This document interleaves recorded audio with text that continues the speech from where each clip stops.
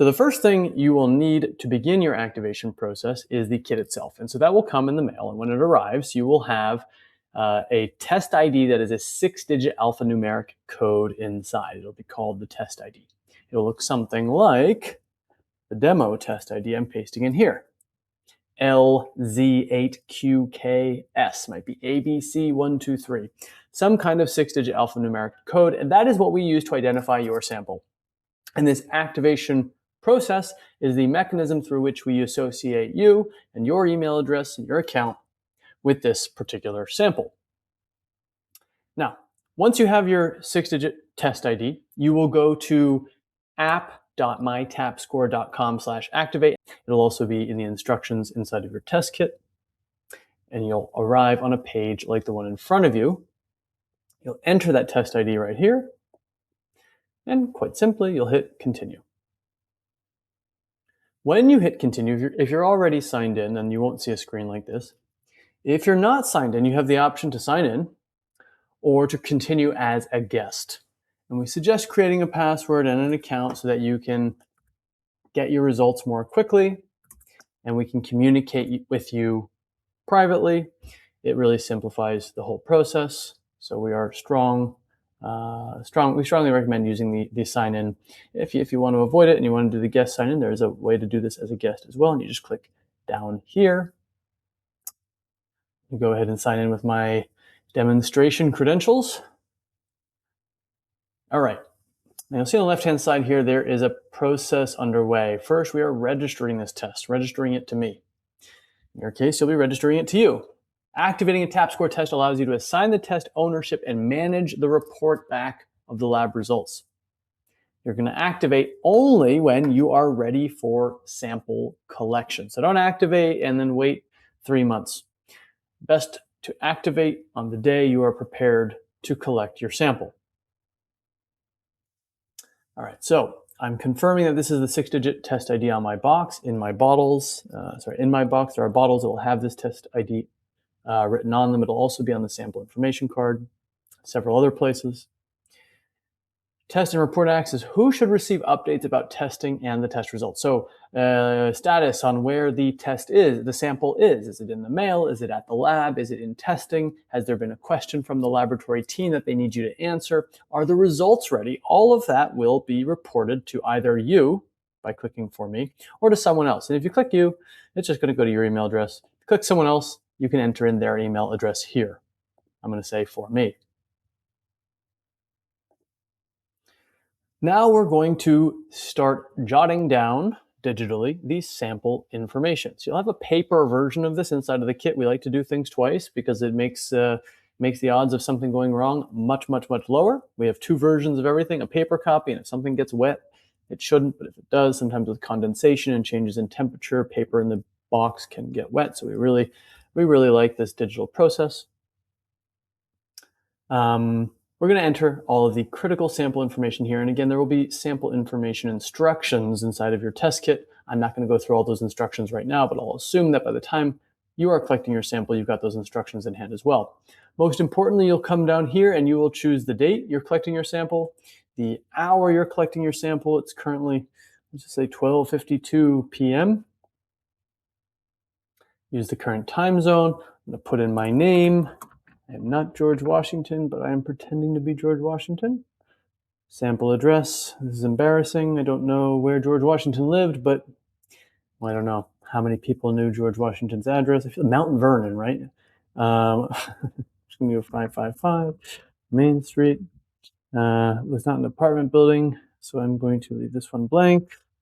I hope I'm right about this Mount Vernon thing, or else this is no. Oh, there we go. Mount Vernon, Virginia.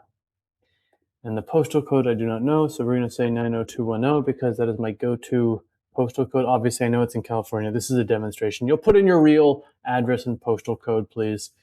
We get the sample location. Where am I pulling the sample from? In most cases, but not all cases, we'll say like the kitchen sink. There's an opportunity to upload the photo. We encourage you to upload the photo actually because it is very helpful when you're looking back at these results to remind yourself where exactly you took the sample from. The plumbing can have a major impact, especially on the metals.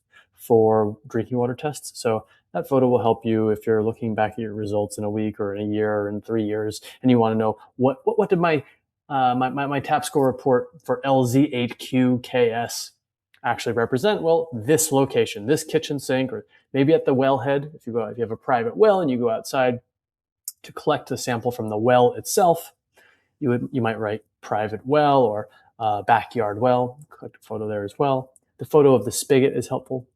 Faucet. Water source. Go ahead and say water utility or private well are almost the most common. Probably more than 90% of the time it's either a private well or water utility. Let's say water utility. Now, if there's a water utility nearby, now I've chosen an address up here, unfortunately, that doesn't exist. If you have a real address, it's going to show you here a choice of water utilities in your area. You can choose one.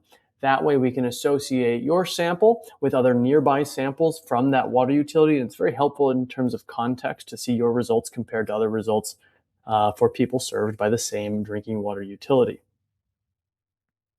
Treatment installed.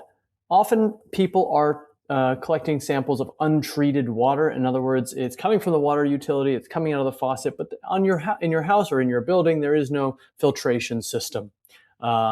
So an untreated sample would be selected. Now, if you have a sample that is coming in after a Brita pitcher or after an under sink water filtration system or reverse osmosis or something on the counter, or there's a water filtration system in the well, and this sample is being treated, filtered, softened, disinfected, etc., before going in the sample jar, you would mark this as treated. And then we want you to add some descriptors. Again, this is for your own benefit, that later in the process here, when you get your results back, or a year later, you know the sample that was tested here was treated or not treated. I'm going to go ahead and leave this as an untreated sample. Under sampling method, in this case, you see there are 2 bottles in my test kit. I will designate first draw. Again, the instructions for each of these choices will be visible within your kit. You'll learn a little bit about why you might pick first draw versus fully flushed. If you have some self-test results like a pH strip or a chlorine strip or some other on-site additional sampling information that you want to record, you can record it here. It's very easy to do that. I'm not going to do that right now. Any observations about your water? Is there a strange smell, a taste, a color? Does it have some kind of effect on your skin? This is helpful for a couple reasons. One, again, for your own benefit to understand why you're collecting samples and testing them, in the future, but also for our team so that we can see, specifically what is it that brought you in here. If there's an aesthetic observation that brought you in here, we want to know about it. We can comment on it. Your report will have that information included. So maybe I say, hi, my water has a moldy smell. Under plumbing observations, I'm going to click, I've seen some scale. Have I seen signs of corrosion? No. How old is my plumbing? Now, these plumbing questions are important because a lot of the metals, and in particular the heavy metals, are going to come from plumbing and appliances and appurtenances in the home on premise. Not always, certainly not always, but often enough that it is worth claiming here any kinds of signs of corrosion or scaling, and in fact the age of your plumbing, because the age of your plumbing is a great indicator for the likelihood of lead, a very scary neurotoxin that is present in a lot of old plumbing. The age of your plumbing is going to be a good proxy for the risk of lead exposure in your home's plumbing. So if it's a brand new home, very unlikely that you have any lead in those pipes and fixtures. And if it's a very old home, 40 plus years, it's a much higher chance that there is some lead in the solder or in the plumbing itself. You can also just click unknown. You don't know. I'm going to go ahead here and click continue. Oh, it wants me to continue. Okay. So you might get a message like this. Again, we use the fake address because I didn't know George Washington's real address. Shame. But the water utility here is being, the system is asking you to confirm that you don't know the water utility. So I'm going to continue anyway.